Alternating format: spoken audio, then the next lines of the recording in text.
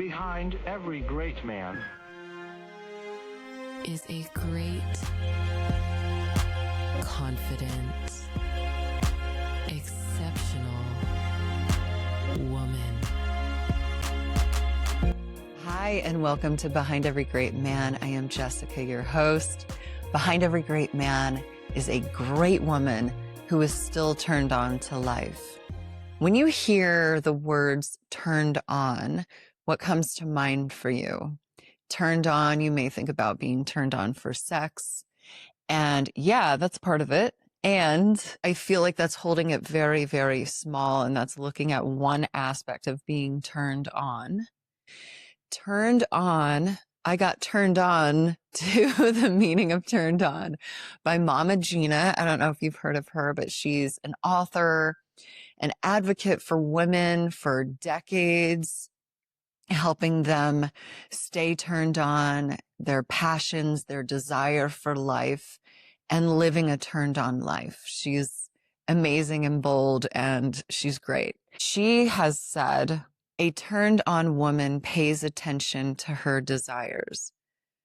I wonder if many women don't lose desire. It doesn't go away. We've talked about that before, but we simply stop paying attention to it. So for purposes of this episode, I want you to think about being turned on, not just in your body, but in life, turned on with yourself, with life, with God, with your husband, not just turned on sexually. So I want to go through some of these and just see where you're at with it. When is the last time that you wanted something just because you wanted it, not because someone else wanted it, your kids wanted it, because it made you feel good. It made you feel alive. When's the last time you felt excited about something? Not because you checked off something from the calendar or you checked something off of the list, but something that genuinely excited you. When was the last time you initiated something with your husband? Not because you felt like you should, or that it's been a while and I probably should do this, because you genuinely wanted to. When was the last time that you looked forward to something that had nothing to do with your kids or your responsibilities or your family, just you? When is the last time you laughed until your stomach just hurt, until you're crying tears? When's the last time? Can you remember? When's the last time you felt playful or flirty or giggly? When was the last time you felt deeply connected to you? Not your role, not you as mom or you as wife, just you feeling connected to yourself, grounded in who you are. If some of these questions were difficult to answer, then I think that this episode is for you, and I'm glad that you're here. I don't think that women wake up one day and they're just turned off. I don't think desire just goes away. We stop paying attention to it. And one of the things that psychologists have shown us is that our brains become incredibly efficient at noticing whatever we repeatedly ask it to notice. So if I spend years looking for problems, I'm going to be an amazing problem solver, but I'm always going to be searching for problems. If I spend my days scanning for what's wrong, what could go wrong, the shoe falling, what's the saying? Waiting for the shoe to drop. You knew what I meant. Then that's always what I'm going to be looking for. If I constantly look for what my husband isn't doing, then I'm naturally going to always look for a way to confirm that story. Yeah, there he goes again, not doing what I wanted him to do. If we spend years asking every day when we first wake up in the morning, what needs me? Who needs me? What's going wrong? What fires do I need to put out? It's not that that's bad. That's life. We're talking about life here. But just notice if it has become only that for you. It's only what's needed to be done and the responsibilities. Our attention becomes trained there. That is what we focus on. That is our existence. And there's no room for you, yourself, your desires staying turned on. When we stop being turned on in our own lives, that's when the color and the vibrancy, it dulls, it fades, it becomes gray, it becomes black and white. Every day feels like the same day. It's like Groundhog's Day. There's nothing exciting and moving about the freaking calendar. And this is the part that I really started thinking about. If your husband thinks that you lost desire for him, he probably doesn't know, unless you've communicated this to him, that it's not just desire for him, it's desire for you, for yourself. It doesn't affect just one relationship. That's just one aspect of you feeling turned on and being turned on and desire for life. So I'm sure he takes it personally that you don't desire him, you don't initiate, but maybe what he doesn't know is, yes, it feels personal, and yes, you can be hurt and offended by it, but it's way bigger than that. And if you resonate with what I'm saying there, and it is bigger than just desire with your husband, he needs to know that. He needs to know, because, man, that's a hit. That's a hit to think that your wife just doesn't desire you anymore. And maybe you think you just don't desire him anymore. And maybe that is the case. But this is something to really notice and dig into to see if it's, man, I've lost desire in general in life. I'm looking through a lens of black and white.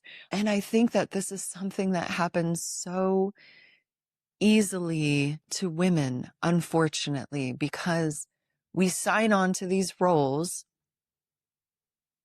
that ask everything from us, and we give and we show up to these roles fully for our families, for our children, for our husband, and we are completely devoted to them.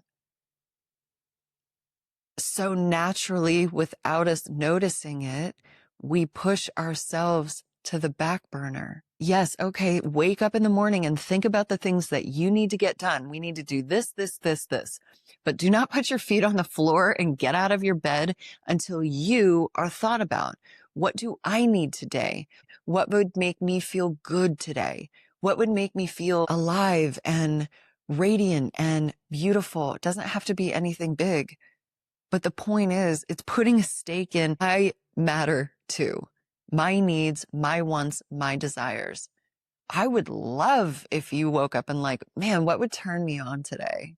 What would make me feel playful and edgy and beautiful? This is for you, sister, but it's also for your marriage and having a love and having a life that is alive. I've gotten a taste of what it's like to lose desire, to not feel turned on. And it was around motherhood, postpartum, but I knew that I needed to work my way back. I needed to come home to myself again. I needed to make that journey, even if it was one tiny step at a time. I remember being in our gym in the garage, and I'm just laying on a yoga mat postpartum, and I'm just feeling my big belly, and it just feels like jelly. And I'm just laying there, just staring at the ceiling like, okay, I don't feel like myself. I don't feel sexy. I don't feel beautiful. I don't feel any of these things, but that's okay. I'm not there. This is where I'm at right now. This is the season. This isn't the season for a photo shoot or being on the cover of a magazine, right? Just popped out a baby, just a little miracle that women do. But I knew that I wanted to get back to feeling like myself, to feeling turned on, to feeling radiant and desire, not just desired. I feel like all throughout history, it's been how women can be desired by men, be desirable, but that is not what we're talking about here. This is feeling desire within yourself. So it's not, how do I desire my husband more? It's, when did I stop listening to my desire altogether? It's time for our weekly pause. Wherever you are, whatever you're doing, please take a couple moments for yourself. Close your eyes if you can. Let's all take a deep inhale together. Exhale it out. Another deep, soothing breath in.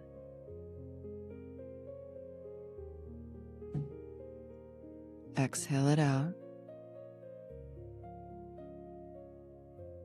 One more deep breath in. And let it go.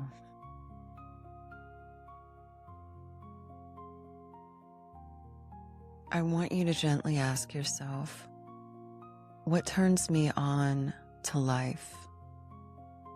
What makes me feel alive? Makes me feel curious? What makes me feel connected to myself?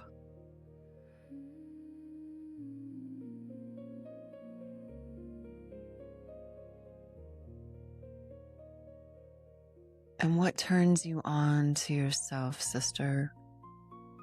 What makes you feel confident and beautiful?